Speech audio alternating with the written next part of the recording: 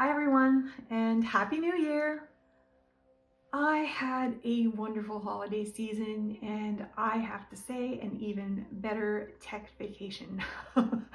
It was long overdue, and it felt so great to not go on social media, to just focus on being in the moment, and every day to wake up and say or ask myself, what do I feel like doing today? It was great. So what did I do with my time? I spent time with friends and family. I made time to take a class I've been wanting to take for over a year, a painting class that is. And it was really wonderful to paint without having to record myself. I really must say I enjoyed that quite a bit. I also went cross-country skiing while we had snow. I spent time on the trails with my love and our little Garou. And yeah, it was blissful. Really, really, really great. In fact, so great it made it almost hard to come back. But I'm glad to be here, and I'm glad to start this new year. I have set some goals for myself this year like I do every year, and mostly they're going to be focused on me creating some classes for my website. I'm super happy with how the launch of my website went last year, and if you haven't had a chance to visit it yet, please check out my video description to click on the link and have a look. I'd love to get your feedback.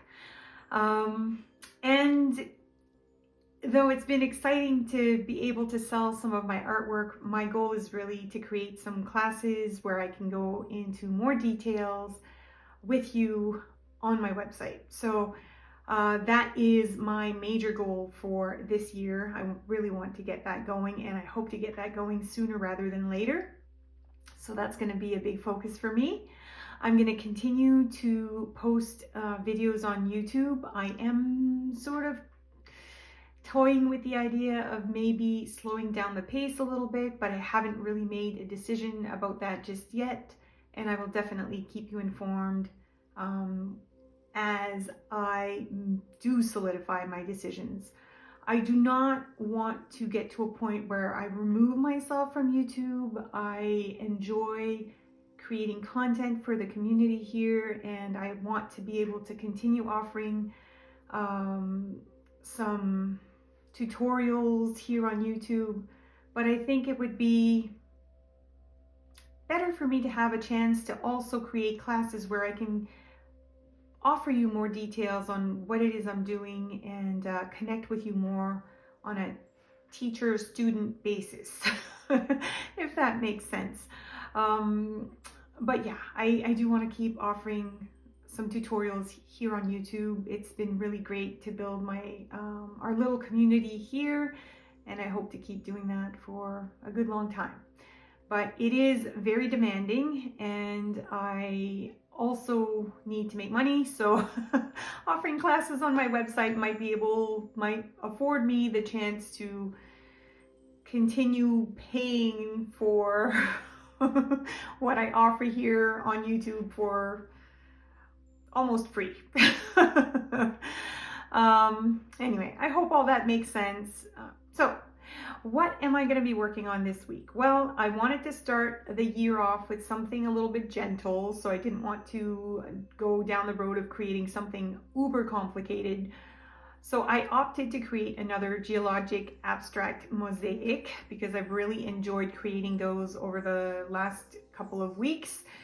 And I also love geologic abstracts because they afford us the opportunity to learn how to shade and how to create gradients of color in a watercolor painting. And so if you're ready to get going, please grab your painting supplies, or if you just feel like relaxing, sit back, grab your favorite brew, and let's get going.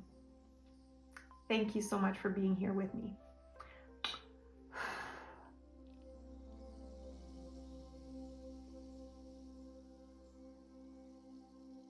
Off camera, I created a light wash of titanium buff and applied it over the entire surface of my paper. Then I let it dry, and now here we are at the next step of the painting process.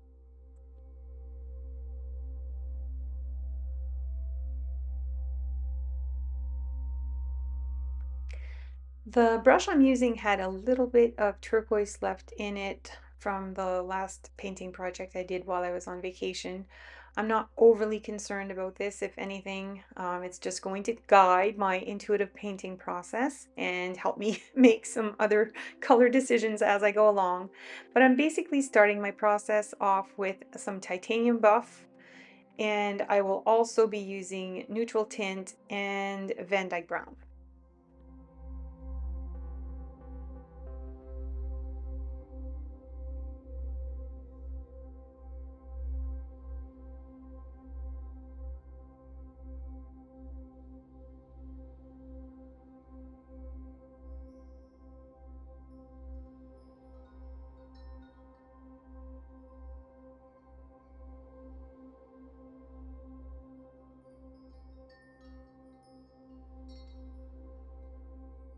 The piece of watercolor paper I'm working on measures approximately 7 by 10 inches, and so that's relatively big. And so I'm trying to work with one of my bigger round brushes. I think a bigger round brush than this one even would have been better, but I didn't really have one on hand, so I'm just making it work. But as a rule of thumb, it usually works best if you are working on a bigger piece of paper to have bigger tools. And if you're working on something smaller, to use smaller tools. It's a pretty simple rule of thumb that I find can be very helpful. And I find, especially with watercolors, that it can be good to use bigger brushes because the paper will absorb some of the paint and the water, and things can start drying faster if you're not using the right size of brush. So just something to keep in mind.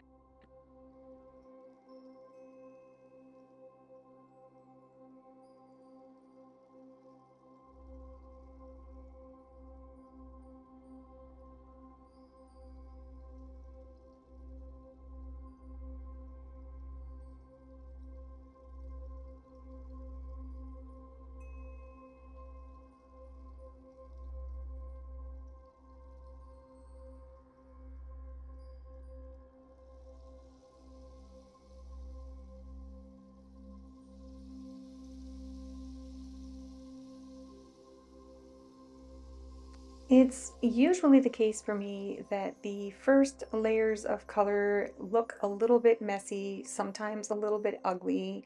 And I am now at the point in my painting career where I am very comfortable with that because I know that what's presenting on the paper initially is not at all what it's going to look like in the very end.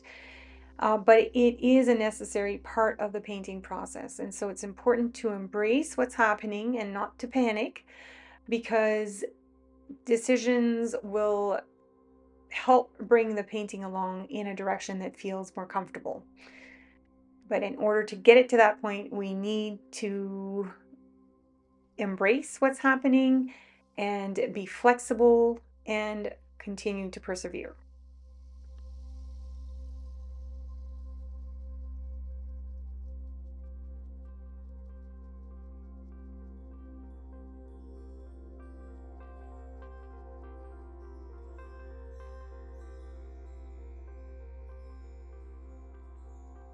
Once I'm satisfied with my initial layer of color, I pull out my fine grain table salt and I sprinkle some of it all over the surface of the paper. And then it's time to let everything dry before moving on to the next step.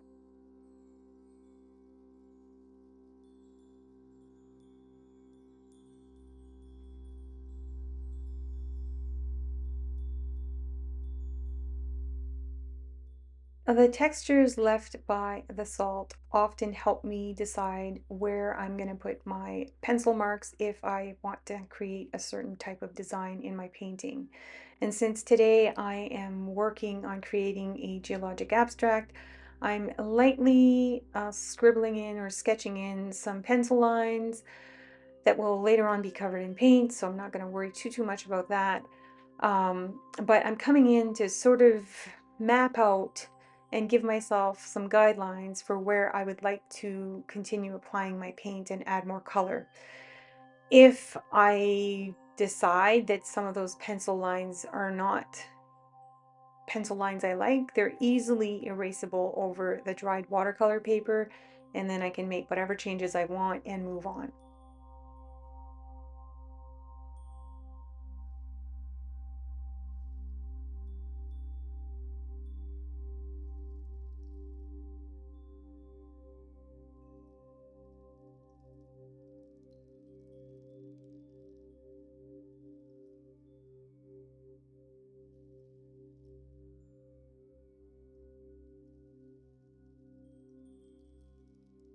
Now I've pulled out my neutral tint and I'm going to start adding some shading. And neutral tint is a very versatile color that I use in a lot of different types of painting projects. And it's sort of my go-to dark value. It's not quite as dark as black, and it is semi-transparent, especially when it's applied with a lot of water. And so it's a nice way to start shading a piece like this one. So what I'm doing is I'm coming in first with some pigment on my brush. I'm trying not to go too dark to start off. And then I clean my brush and I come back in and I scrub my brush gently near the line where the paint ends. And this helps to spread down the pigment slightly so it creates a little bit of a gradient of color so that it's darker on top and lighter as we go down.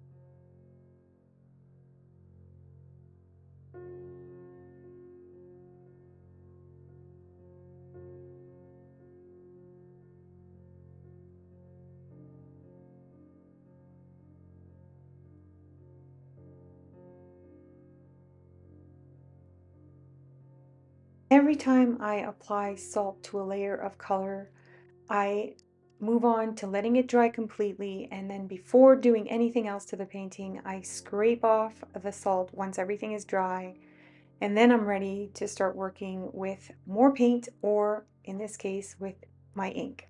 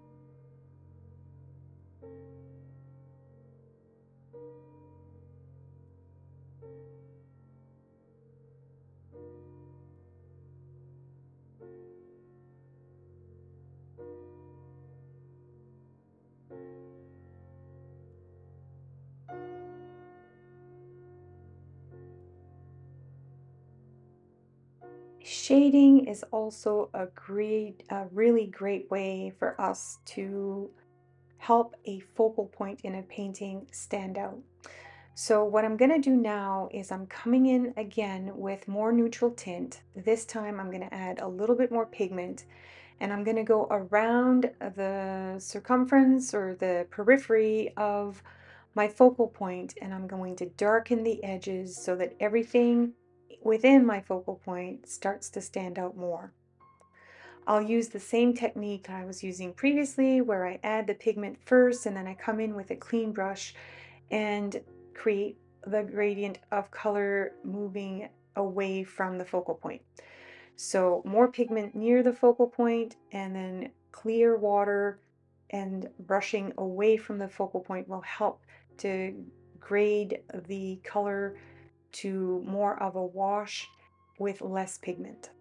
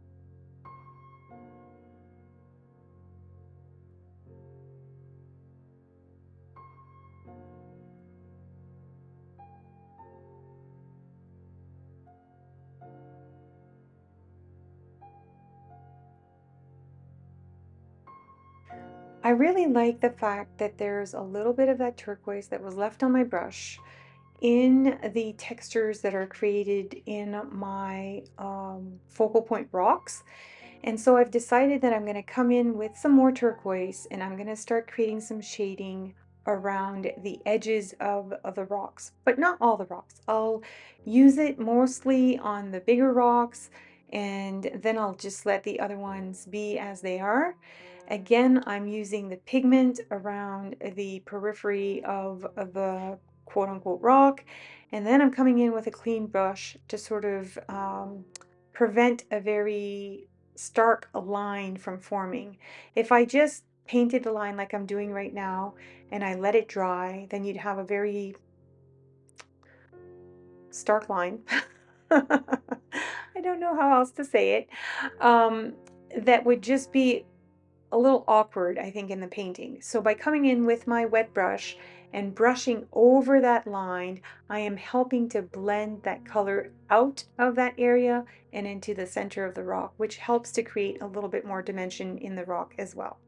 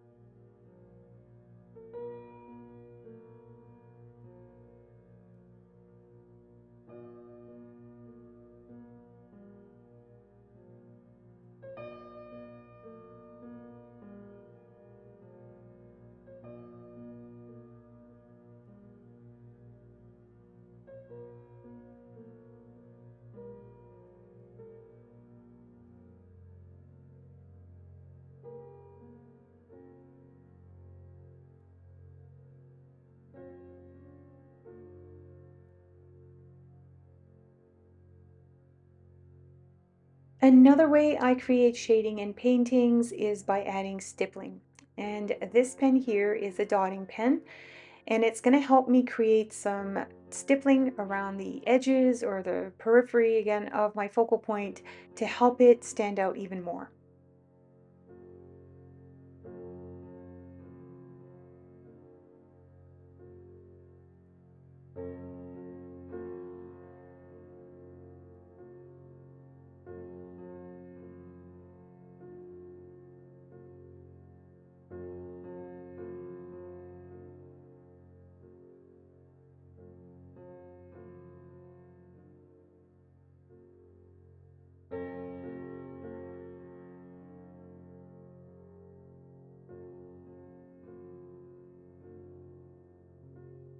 I really love the brown in my painting, but the Van Dyke brown I was using is a little bit cooler and I want to warm things up a little bit. So I've decided to use some of my burnt sienna to add to the focal point. And I think this is again going to help to warm the piece up, and creating that contrast between warm and cool colors is also a great way to make things stand out.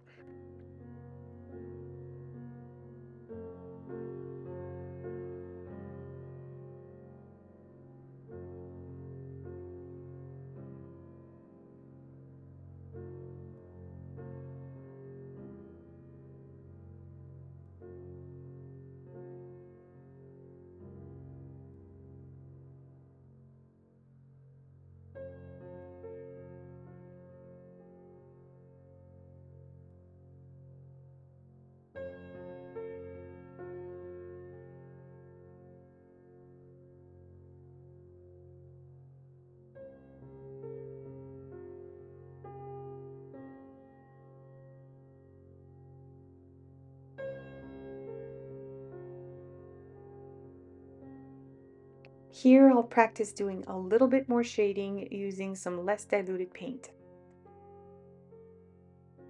This is where the shading will help give those rocks a little bit more dimension.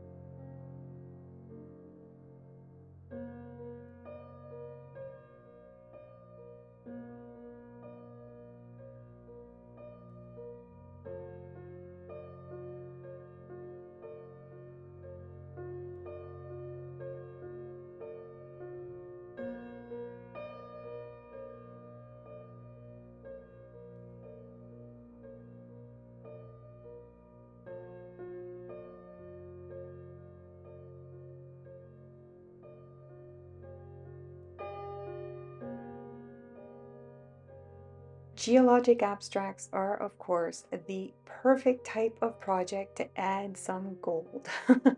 And I love gold paint.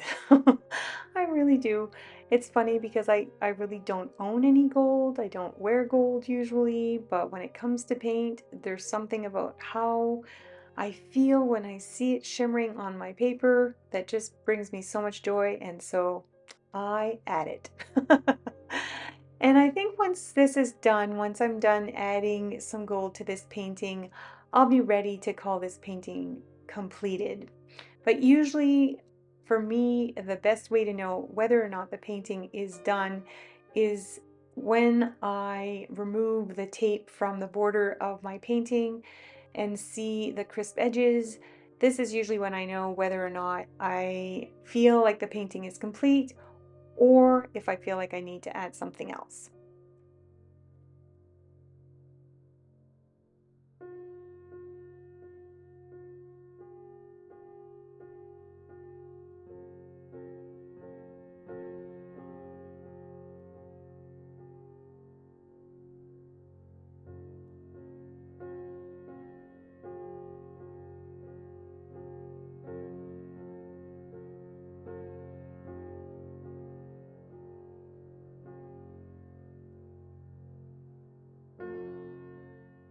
I usually love to record the part of the painting process where I take the tape off the edges, but unfortunately it did not record. So here we are. The painting is finished and I love it just the way it is. So I am calling it done.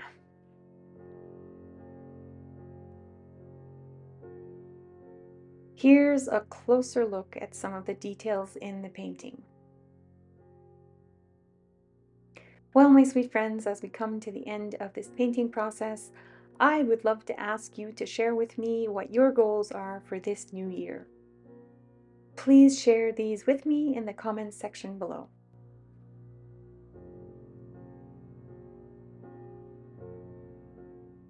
Regardless of what 2025 has in store for us, it is my sincerest wish that we will continue to grow and develop our creative skills together in this community.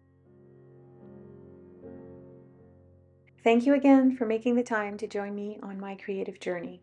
I hope you have a wonderful week and happy creating!